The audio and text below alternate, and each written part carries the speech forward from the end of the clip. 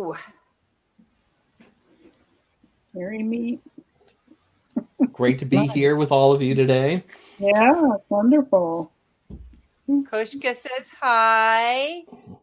It's not a bunch of witches if you don't have one black cat.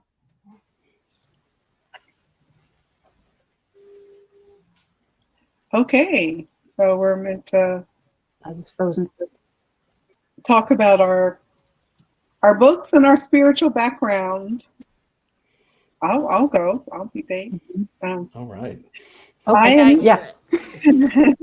My name's Stephanie Rose Bird. I am a hoodoo and eclectic pagan, so I'm also a green witch, among other things. I'm very busy spiritually. Here's one of my books, 365 Days of Hoodoo. One that I think really fits in today is 4 Seasons of Mojo that I wrote in the early 2000s. And my baby, my first book in the world, Sticks, Stones, Roots, and Bones. So those are my books. And I'll pass to the next person. Okay. Hello. Deborah Blake, coming to you more or less live from upstate New York. I've been writing for Llewellyn since 2007. Hard to believe. And I think I have 12 books. You can see some of the book covers in the background there in case they look sort of familiar. Here's The Goddesses in the Details, which is one that's a lot of people's favorites. And I also have the Everyday Witch tarot deck and oracle deck done with fabulous illustrator Elizabeth Alba. I am, I would say, an eclectic witch. I started out on a Wiccan path, and I've sort of wandered towards the more eclectic path in the last few years. I use a little bit of everything, except hoodoo. So I obviously have to read her book. You do, yes. And I have to read yours. Okay, Jason. This is Koshka. He says hi. Koshka. All right. I'm Jason. I also have cats, but they're camera shy. I'm here mostly because I wrote this book, Llewellyn's Little Book of Yule. And it is a little book, as you can see. It's not very big. And it's all about Yule. I've written 7 books now. I'm also the channel manager of Patheos Pagan, if you read blogs and stuff online. And I live in Silicon Valley, where it's a very cold 65 degrees today, where I practice Wiccan witchcraft. I know, it's not fair. I'm cold, though. I have my heater on. Seriously? Yeah. Our blood is thin out here. What can I say? Okay. I'm Linda Raedisch. Most people from November to early January know me only as the author of The Old Magic of Christmas. So I'm not even going to show that book cover. I'm going to show my new one, The Lore of Old Elfland, Secrets from Bronze Age to Middle Earth. Compared to you guys, I'm ordinary person number 9. I don't practice anything except writing. When I first wrote my first book, Night of the Witches, I did not know much about modern Wicca and paganism, but I actually thought it might be sort of a crossover book that members of the general public like me would be interested in. They're not. It's just you guys, you Llewellyn readers, mostly Wiccans, pagans, people with an interest in the paranormal. So I actually, even though I'm not a practitioner, I have learned a lot more about Wiccans and pagans, spiritual people since I started writing, but I'm still just a writer. I have interest in folklore, obscure traditions, or sometimes just traditions that are only obscure to us here in some of us, not all of us, but some of us here in North America. And that's me. So don't judge any of us by what we look like here today. Judge us by our books. Because not all of us have had a lot of sleep. Yes. I have a And question for you them, guys. you should show them the Christmas book. It's very pretty. It is pretty. There's a thing though. If you have the book, zoom in at home on the elf in the sleigh, because he's actually a little bit sinister looking. Not everybody notices him. I didn't notice him until about a year after the book was published. I would like to know about, unless somebody else has a pressing question in the audience, you all talk maybe a little bit about your illustrators. We have I feel like they're the question unsung heroes. from Anne right now. We have we a do? question, Okay. and she asked me to address it. So I'm gonna we'll come back, circle back to that, okay? Yeah. Okay.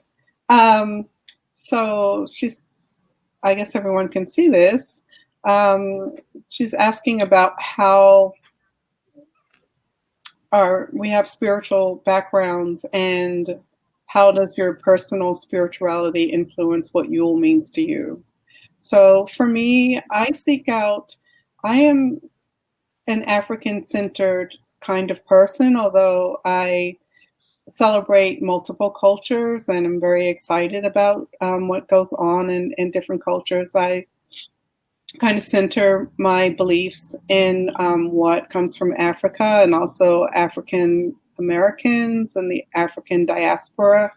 So I look back at what my ancestors did and try to bring that into Yule. So I use traditions, rituals, and materials that come from Africa or that were or are very popular in African American traditions. So that's what I do with it. That's really cool. I'd like to learn more about that, because that isn't a topic I know much about. My ancestors are all Jewish. So I actually had no Christmas traditions. A lot of people who come to paganism later in life sort of meld their Christmas traditions with their Yule traditions. I got no Christmas traditions. However, there is that element of light. In Hanukkah, obviously, you light candles, and Yule to me is the holiday that celebrates the returning of the light and the returning of hope. And it is, interestingly enough, all about rebirth, no matter which religion you're coming at it from. So I love it just for that idea of the returning of the sun, the returning of the light. And that's sort of where my focus is when I celebrate. I grew up loving Christmas as a child. It was the big holiday in my family. It was like the only time of year I ever got gifts. So I did for it all year round. And I loved the magic of the time. I loved the lights. I loved that you were encouraged to believe in things like Santa Claus, which is really different in the United States, where we're like taught basically not to like anything that's magical. And then when I was older, in junior high school, I was really involved in the Methodist Church. And the only time church was not boring was at Christmas, because you got to sing the songs that you knew, all the traditional carols and all that. And when I became a pagan witch, I kind of discovered that almost half of that stuff at least came from ancient pagan traditions. So I brought all of that stuff into my personal Yule practices. And today, when I celebrate Yule, unlike the rest of the Sabbats, it speaks to like every part of my existence, like when I was a little kid and super excited about Christmas. And it speaks to me when I was president of my church youth group as a Methodist. And then it speaks to me today as a witch. And I love that I get to share this time of year with my who aren't pagan and my family who's not pagan, because there's just so much crossover at Yuletide. So I'm not, as I said, I'm not a practitioner of anything. I don't go to church either. But our family is German, so that's 500 years of Protestantism on top of 500 years of Catholicism, and that makes an impression. So I do celebrate Christmas. I call it Christmas and not Yule, and we have a Christmas tree. We also celebrate Advent.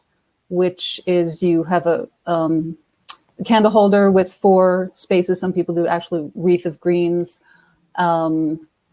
And so you light 1 candle each of the 4 Sundays before Christmas. If Christmas Eve falls on a Sunday, you lose one because that counts as the 4th Advent.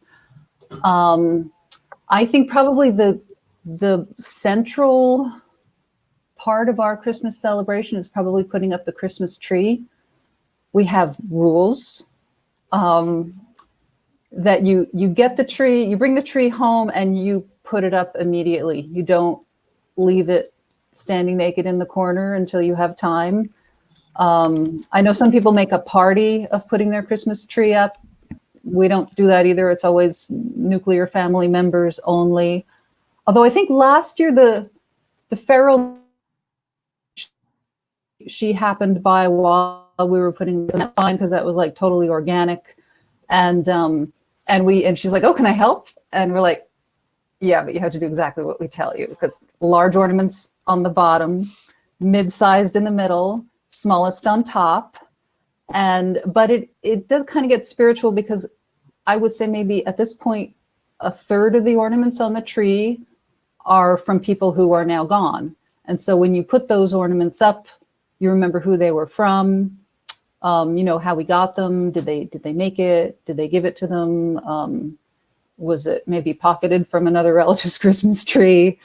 So we don't go to church, but we have these, I would even call them sacred traditions. Like the Saturday before first Advent, we all happened to be at my mom's house, and she said, well, we can have cookies and coffee, but I am not lighting the first candle because we don't light the first candle till tomorrow.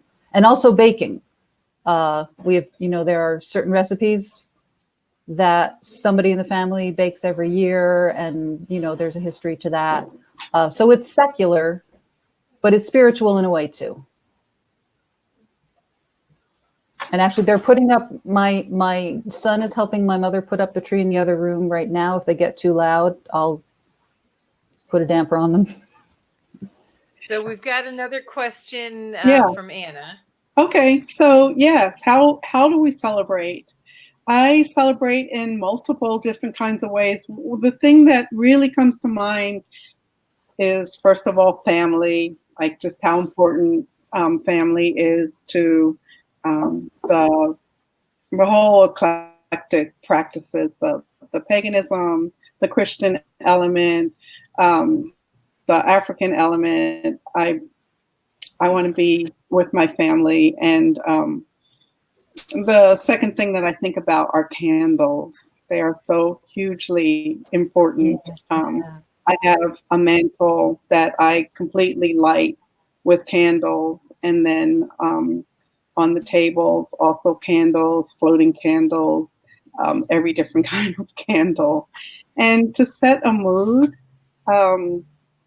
I like to listen to early music, early Renaissance, like pre-Renaissance music, Baroque music, things like that. So I will bring that into play. So yeah, fire, sound, love, family, that is what is important to me at Yule. And it brings warmth because of I'm in a temperate zone, in Chicagoland, so it gets quite cold here.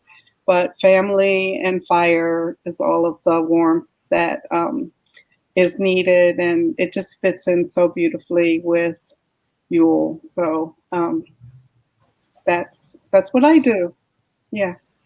So part of Anna's question is, what are you doing differently this year? And my celebration every year since 2004 is a Yule dinner party with the members of Blue Moon Circle, who are my coven, and their families, husbands, children. The husbands usually are not witchy, and so this is the one time of year that they can come be with us.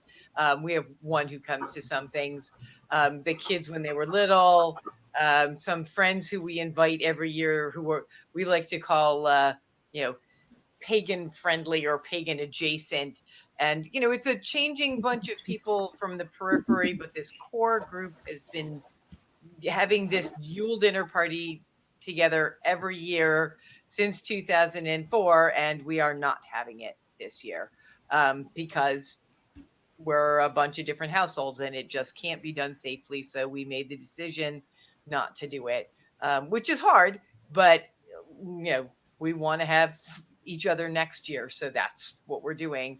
And originally I had planned not to decorate my house at all. I don't do a lot anyway. You know, I string some lights on the walls, and some years I have a little Yule bush, but this year I have Diana, the demon kitten, who will shred anything. So that wasn't going to happen. And I finally decided that what I was actually going to do was put a bunch of lights outside. I got some solar lights. I got a few electric lights, and I'm stringing them around. I have a yard with trees in it. I'm stringing them around the trees so that when I look outside, there's some brightness for my spirit. And the other thing we decided to do, because of course we were all sad we couldn't be together, is we each picked a name of somebody who would have been here for dinner.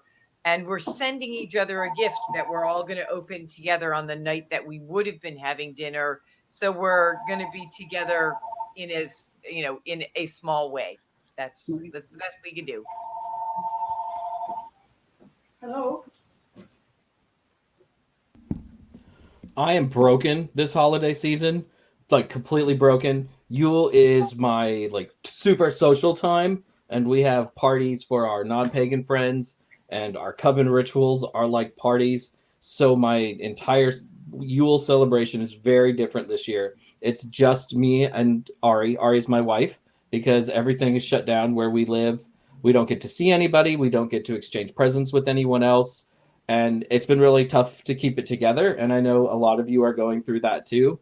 You know, we still have the things that we have together. Our Christmas tree, and I do call it a Christmas tree because it's easier, is full of ornaments that we've gotten from friends over the last 23 years that we've been together. So there's a lot of memories there, and all of our holiday decorations have a lot of memories attached to them too. So, you know, some of those things are still there, and we're still celebrating in some ways like we normally would, but not getting to have the coven over, not getting to drink wassail together and celebrate and toast is killing me inside. So yeah, this has been really difficult. It's not good. It's been difficult, and you know, it helps that we are celebrating this time of year because I like, you know, seeing lights and all that, but everything's really different for me. Yeah. My biggest thing is the last couple of years I've given everybody soap for Christmas, and I haven't made any soap this year because the soap making takes over the kitchen for the day, and my kitchen is now the school because my son is all online, and I have not made any cookies yet. So the loss of the kitchen has a big impact on Christmas.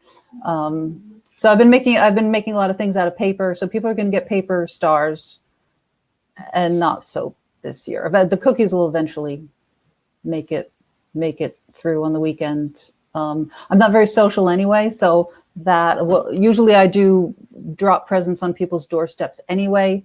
So that will be the same for me. I think Jason wanted to get to Chrissy's question, right? I can't answer Chrissy's questions, but you guys can. So Chrissy's question was, did any of you feel guilt or discomfort when you first started exploring and participating in pagan traditions? And if so, how did you get past this? I felt a ton of guilt as a former president of a Methodist church youth group, which is hilarious to me now in retrospect. And the biggest hang-up I always had was the horn god, which is hilarious now because in June, the horn god of the witches comes out through Llewellyn. And I had this hang-up because, you know, I'd been taught my whole life that any figure with horns on it was evil. But I got through that by talking to him, working with him, reading things that told me something different. And it's really hard when you first come to this path because there's a little, you know, thing on your shoulder. Like, am I doing this right? Maybe maybe something's wrong. I think when it comes to Yule, though, you can always take solace in how many things are shared amongst religious traditions this time of year. I know that when I walk past my neighbor's house and they have a nativity scene out there, I can see a parallel in the idea of the rebirth of the sun, and that comforts me. A lot of the things in religion are really universal, and I think there's a reason for that, because I think that there's like a higher power who desperately is trying to bring us together while so many people in this country, in this world, try to tear us apart. You know, Like, be honest with yourself. Did you see Talk Deborah to just people. said she ordered a horn tiara because your book? Yeah, I love it. I love it. Oh my God. Now I want a horn tiara. I want one. Yeah. I feel like that question was sort of, there were two questions that were asked. So I don't want people going around thinking, oh my God, she's having like 10 people over to her house, because that's not true. I was talking about like holidays past, and I didn't really get a chance to address. So I wrote on the side about my zooming for this holiday, and how I've use my creativity. I am also a painter, an artist. So I've been thinking about creative ways that we can party and associate with each other through Zoom. And so I've gotten all into Evites, and, you know, I always love like making cards anyway. So, but I've been sending electronic cards and invitations to my children and their partners, and I think it's going to be fun, and I want it to be fun because Thanksgiving was a wash. I mean, we tried to meet outside, and I think it was like 30 something degrees. We had just dessert outside, but it was ridiculous. So I'm trying much harder. I like everyone else here on the panel, am just like Yule and kind of winter crazy. So yeah, so I want to make the most of it. And then we were talking about guilt, and I feel none. I don't know, maybe something's wrong with me, but you know, one of the things is that hoodoo isn't a religion. It is not a religion. It is a group of folkloric practices. And so there are Christian elements in hoodoo. There are Native American elements. There are pieces of Asian spirituality in there. There are yogic traditions. So it's very full. And I don't know, I just don't feel, I feel like it's important to be yourself, as long as, you know, I don't feel like I am hurting anyone. And it is truly me to be who I am, and as a hoodoo and as an eclectic pagan. So I like Jason, though. I grew up in the Methodist church as well. And I was saved several times. I used to go around trying to save other people. And that is no more. I don't really even, like in 365 hoodoo, I do have like a little bit of Christian and Catholicism in there, but it's not like a really big part of my life. Although being in North America, it sort of can't help but be. It like infiltrates, like Jason was saying, like he calls it a Christmas tree. Like, yeah, we call it a Christmas tree. We get involved with Christmas, and still so looking towards the pagan aspects, which are rich and huge in this season. So yeah, little clarifications, and then wanted to answer, our questions are getting crazy, but we can roll with it. It brings more energy, so good. So it looked like Anna had a question for you, Stephanie, about hoodoo and the use of plants and herbs, and what your favorite ones are to work with during the season. Oh, okay. Well, there are three. Frankincense, and I feel that it has a really high spiritual frequency. So I sometimes crush it in a mortar and pestle, with a mortar and pestle. and put it on charcoal, and then also use some myrrh, which is another of my favorites. It's more grounding for the nature of frankincense, which is very high. I feel like the myrrh is more grounding, so together they come very beautifully. The other one is pine, and I have like really in all three of my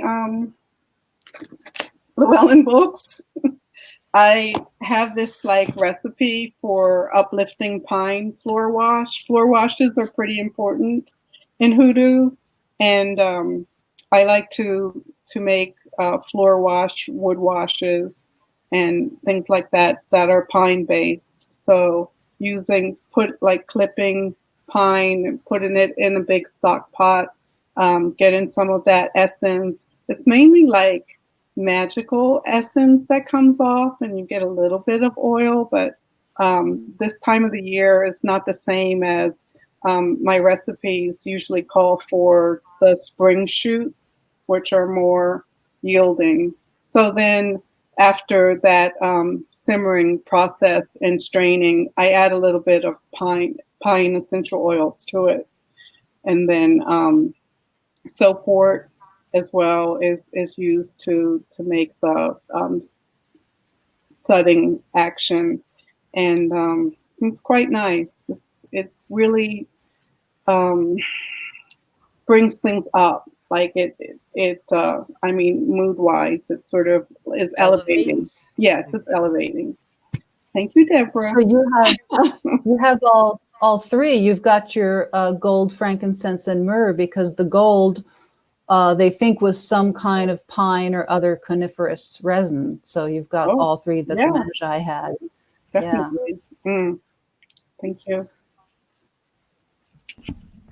We had a question, I think, like a long time ago, about favorite holiday foods and drinks, and I will say my favorite is wassail, spiked with rum or He's whiskey. mine. Yeah, I know. Sorry. Okay, what is? Except I do put you red put? wine in mine. I do red wine in mine. So.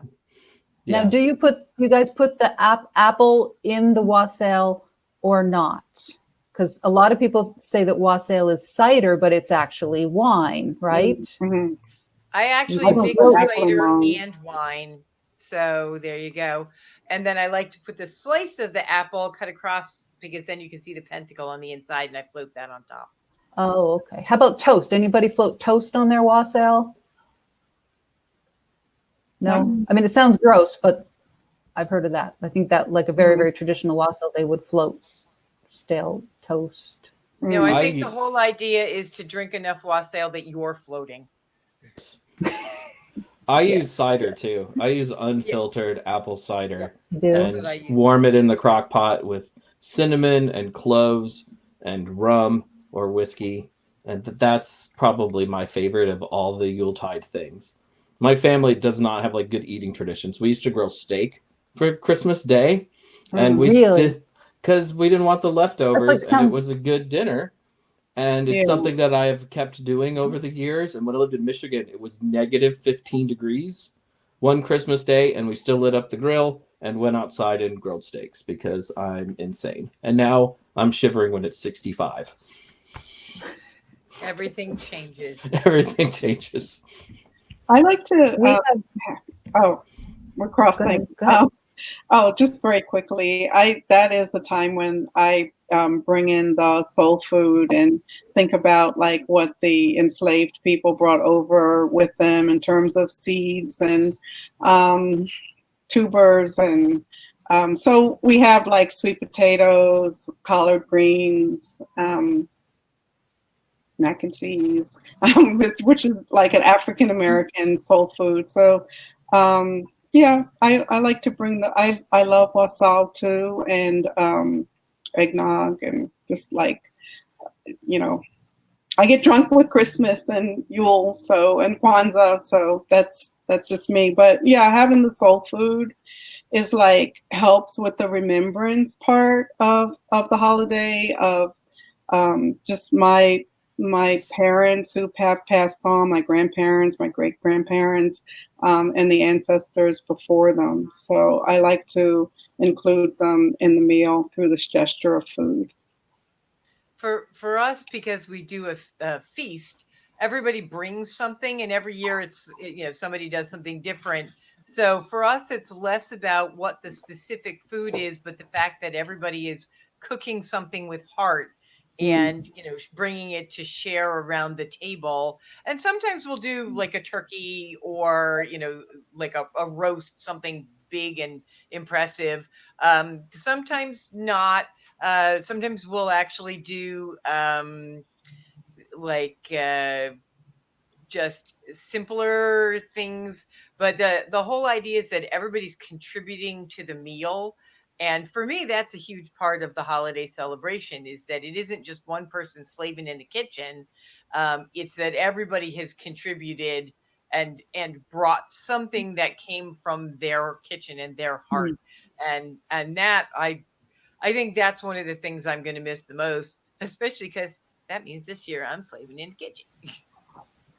Our family is the opposite. Somebody will be stuck in the kitchen. If you find the year that you find yourself stuck in the kitchen cooking dinner, that's a rite of passage. Means you're an adult now. My daughter in Philadelphia, she now makes. We eat rouladen on Christmas Day, and she now makes it in Philadelphia. You have to cook it ahead of time. It's with braciole, a cut of beef. And so you have to make it, simmer it, chill it, skim the fat off. So she brings that now. And the opposite of Deborah, there's certain foods that have to be eaten, whether you like them or not. We always have Stone on Christmas morning. I don't really like Stone, but it needs to be eaten because it's Christmas morning. What is it? Stone is, it's a heavy, sweet bread with golden raisins, powdered sugar on top. It's not, panettone is yeasty and very light. Stone is, you can put it in the trunk of the car for traction in the snow. It's much heavier. I prefer, there's marzipan Stone. I like that. I eat the marzipan from the middle. I think I've heard it pronounced stolen, which probably just means yes, I should say translation stolen, but it's actually Stone. Yeah. I just want to acknowledge I think Zoe said Russian food. And Zoe mentioned she ate a blueberry with a pentacle on top this morning. I just thought that was beautiful. Okay, Linda, there's a question for you on the side. Oh, there is? I don't see it. Can you read it? Okay. Yeah. So your book, The Old Magic of Christmas, discusses some of the darker folklore of the season. Can you speak a little bit about how we went from a season of such dark creatures to one filled with different and light characters, like the evil guy in the sleigh on the cover of your book? Yeah, that's actually very simple. The dark characters all migrated to Halloween. And it appears that some of the lighter characters then migrated from Halloween to Christmas. There's a guy, Craig Kringle of the Weird Christmas podcast. He collects antique postcards, and he told me he has some antique Halloween postcards with elves on them from the turn of the century and earlier. So at one time we did have elves at Halloween, and at one time Christmas was a much darker time when the ancestors came back in the form of ghosts and could possibly be dangerous. So it's sort of, I think, from Halloween on through early January is sort of one continuum. It's marking it's the dark half of the year. So these dark spirits used to rampage through the whole season. And now they've just redistributed as cultures change, as migrations of people moving and carrying different cultures, what they do at different times of the year. In fact, there used to be trick-or-treating in North America on Thanksgiving Day. Wow. And that's what it's in New York. The name of the Kris Kringle podcast again. It's the Weird Christmas podcast. You can also message me on Facebook if you didn't get it. and I can let you know. Yeah, it's a fun one. I wonder if that's where that whole idea of, Santa leaving you coal in your stocking if you were bad and watching what you were doing, if that's part of that old tradition of the not so pleasant. I think that came out of Protestantism. When saying because that the kids should be punished, because usually you were punished if you didn't learn that prayer. If you had to, often you had to perform either on St. Nicholas Day or on Christmas Eve, and that you could be punished. He would also, the rod that was used for blessing, whip people with the rod to bless them and give them fertility and long life, with Protestantism became discipline. Yeah. Italy, old too. Okay, so Anna says, Deborah, you've written several books about everyday witchcraft, including Witchcraft on a Shoestring, which is about practicing witchcraft without breaking the bank. What suggestions do you have for celebrating the season on a budget? Everyone else chime in too. Okay, so that's this book. We seem to have lost Jason. I'm sure he'll be back. You don't suppose the evil Santa came and got him, do you? Uh-oh. You won't say. It's in the bottom of the sleigh. So, the funny thing for me about practicing witchcraft on a shoestring is I kind of practiced most things on a shoestring, because my whole group were a bunch of, cheap witches, and we're people who like to create things. So we were just as likely to, grow the food we put in the feast, or make crafty kind of gifts because we're crafty kind of people, and those, like you making your soap. So it's not that we're doing it to save money. It's just that's sort of our nature. But obviously, one of the ways that you can do things less expensively is you don't have to go out and get the most expensive electronic gift, or toy on, the Yule or Christmas. You can either make something, or you can find things that whoever it is, you're gifting is interested in, and find something that they can then create for themselves. And also that whole idea of everybody pitching in. We're doing this thing where we don't everybody give gifts to everybody, because it gets overwhelming, and when you get to a certain age, you don't need all that stuff anymore. You don't need to be, getting so many things. Everybody gives to the kids still, but we usually do pick one person that we're gifting to, except, of course I have to send things to my editor Alicia, because otherwise I'm in big trouble. But I basically, I think, depending on what your budget is, there's always a way to do it less expensively. I happen to have a yard full of pine trees. So on those few years when I do a little Yule bush, I go out and I dig up a volunteer, put it in a pot, and then put it out, because it happens to be right there. Nature gifted it to me. Oh, we're losing people right and left. I know. So it's you and I, Deborah. Yeah. And Alicia said, you better. Yeah, I see. It went out this morning. It's on its way, Alicia. It's on its way. I promise. You'll get it any day now. One of the really nice things about Kwanzaa is that it's a it's sort of like, It's just, Alicia said, you guys are next. Krampus is coming for y'all. Oh, probably so. But what I was saying is that it's a holiday that is non-commercial. So it's about like community and creativity, supporting like the Black community, creating gifts from hand, and things like that. So I really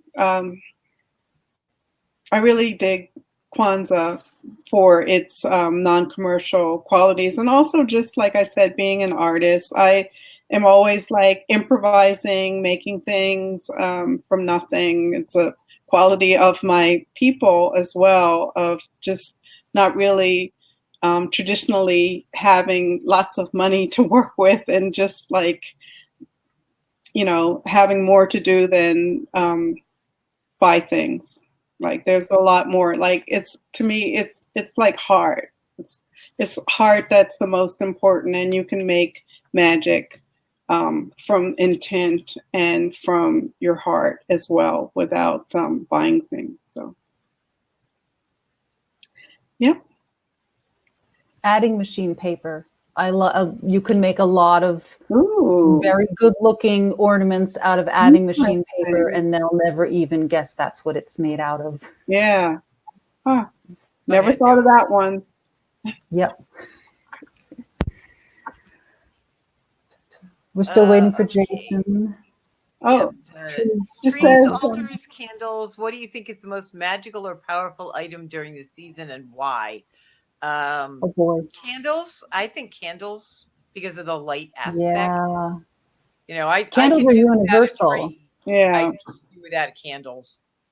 Candles, and the tree too, because it's like such a symbol of continuity and everlasting kind of qualities of life. So I really I love the tree, and I love the candles. So. Well, especially if you're in a place like upstate New York where everything else is dead. Yeah. Then you've got that living tree, which is a symbol of the fact that life goes on through the winter and the darkness, and will come back. Chicago too. Yeah. Yeah, which is nice. I when I don't use a tree, which is most of the time, I have some evergreen swags that I did not make an artist. I run an artist cooperative shop. So years ago, I got a couple of these, and she's got juniper berries in them, and they smell like heaven. And she's decorated them with little tiny pine cones, and it's all natural stuff. There's no plastic. There's no, it's all things that somebody could have gone out 400 years ago and made this exact same thing. And so I like that aspect too, because for me, being a witch, being a pagan, a lot of it has to do with connecting with the witches and the pagans that came before me. My personal family history is a whole different kind of connection. But, as a witch, connecting with the witches who went down basically from the beginning of time, I love having those natural elements that they would have shared too. Oh yeah, definitely. Do you all have real trees? I do. If I do one, yes, always a real tree. Because I know Jason put his up wicked early. I did get a tree for outside, and because my yard is filled with trees, none of which are unfortunately Christmassy looking or Yule looking, I bought this white metal one with lights on it. It's cool. I'm thinking about putting the tree in my yard and putting presents for my children to come and get. They're adult children, but yeah, I was thinking about putting one outside, but we'll see how that goes. He's coming. He's going. There he is. It's a Christmas Yule We'll see. It's like is he there? Yeah. I can't see him yet. Yay. There are Christmas gremlins or something running around. Elhoim had asked, Maraba Elhoim, I don't know if I'm pronouncing your name right, what incense, and Stephanie had talked about frankincense. I have frankincense too, only because I wrote an article on frankincense for the Llewellyn Herbal Almanac several years ago, so I still have some, and I burn it on the little piece of charcoal. But to me, it smells like Good and Plenty. You know the little pink and white Good and Plenty candies? Yeah, different. And my sister, she did a job in Saudi Arabia, and she said they burned it everywhere all the time. Like in the hotel lobby, they've been burning frankincense, and she hated it. I like it, but it smells like Good and Plenty. Oh, I never got that. Never got that one. Never got that? Yeah, no. Okay.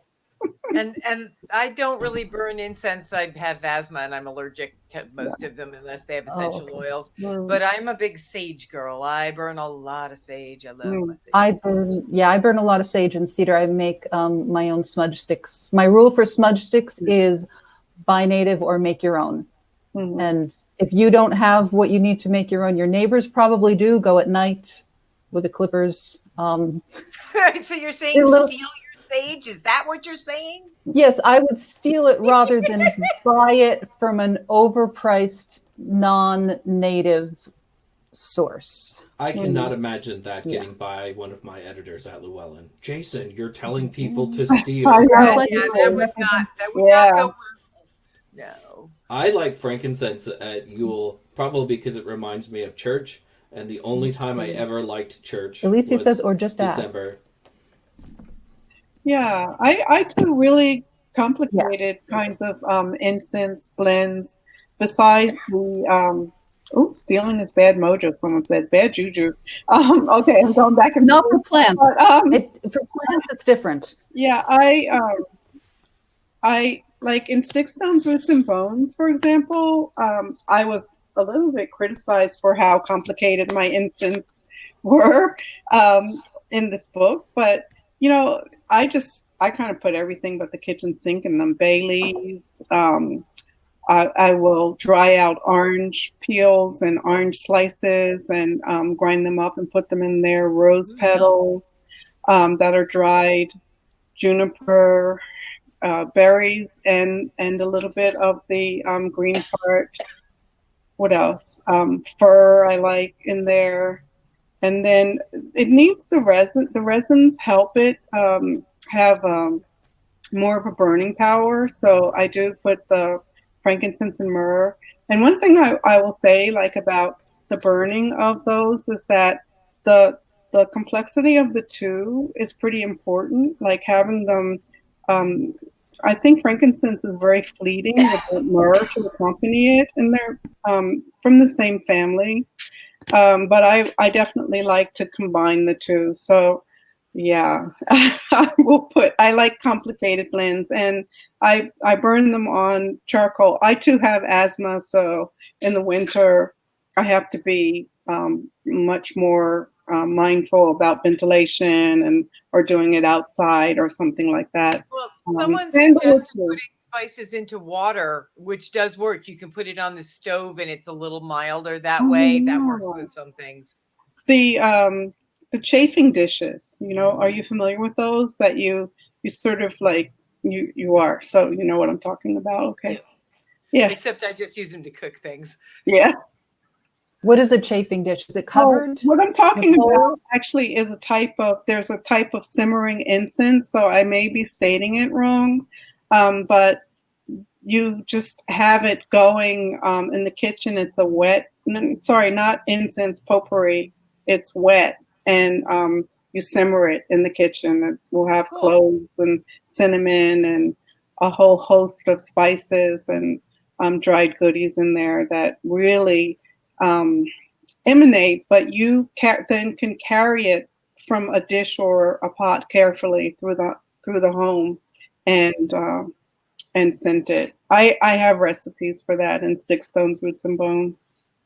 It's something that I like. I'm really into the aromatics. So. I don't like the cinnamon brooms.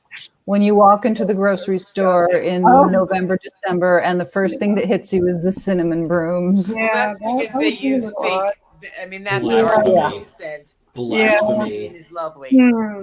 I track those down in the produce section. Oh, there's two kinds of cinnamon. I think what we usually use as cinnamon is actually cassia, and genuine cinnamon all comes from Ceylon. Do you make a distinction between the two, or are they interchangeable? Like if you buy a McCormick bottle of cinnamon in the grocery store, I think that is actually cassia. I'm very particular about my cinnamons, and I know so it's got to be. Yeah. So yeah. Someone asked about charcoal, and I've found the Japanese bamboo charcoal to work quite beautifully. I feel like the sort of ordinary black one that we have that we use widely here I don't just feel like it. I know from the research I've done that it's quite toxic. The bamboo one burns a lot more purely, and it's a more simple construction. So it's more. I wouldn't put the term healthy on any kind of charcoal, but it is definitely a cut above. So someone asked. Charcoal's an art, an underestimated art. Oh yes. Which I think it's been underestimated since somebody deep in the forest figured out how to do it. People do not appreciate. It's hard to make. There's different ways to make it. There's good and bad. Yep. So someone asked if it was okay to buy Florida water or if you have to make it yourself. I think I feel like if you source it well, it's okay to buy. It's always enjoyable. From an actual practitioner. Yeah. So that's if I'm going to get something that's outside of my purview, and I have bought some hoodoo oils and things, I make sure that I get them from somebody who really makes them. They're not just good selling sourcing. them. Yeah, the sourcing is important. Oh, we still don't have Jason, but he's spoken out in defense of the cinnamon broom. He's here. I see Jason. I don't see Jason. Oh. I see his picture. It's his powers of invisibility.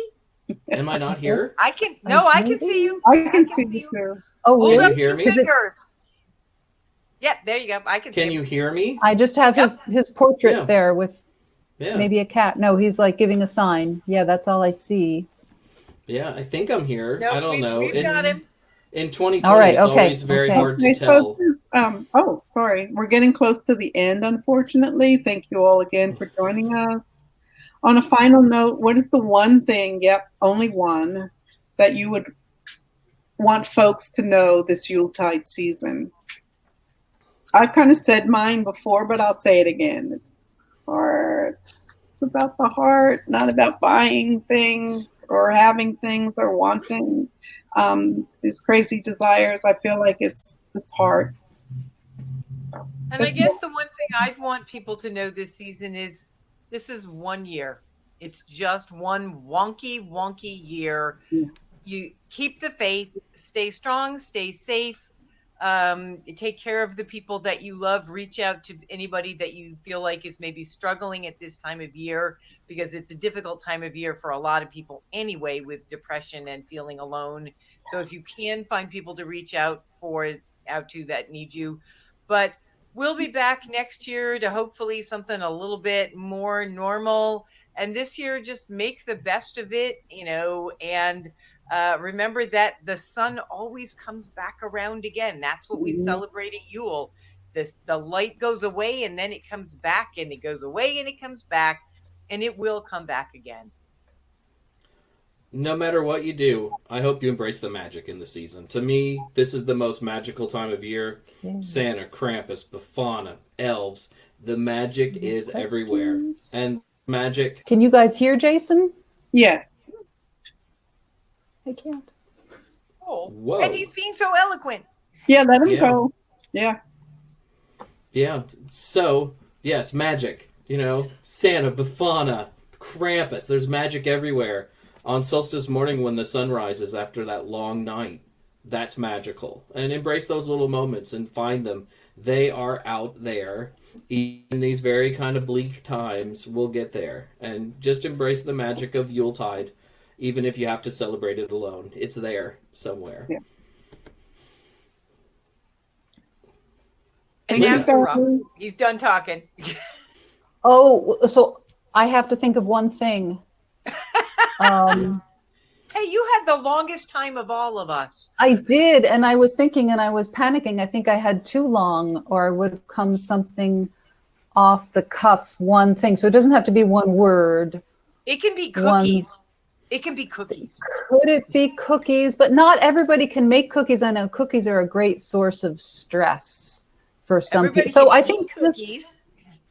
They can eat cookies. Yeah, I think just do what you're comfortable with. Be comfortable on Christmas or Yule or Hanukkah. Don't let other people tell you how you should celebrate. Celebrate in your own way. Just be comfy this year.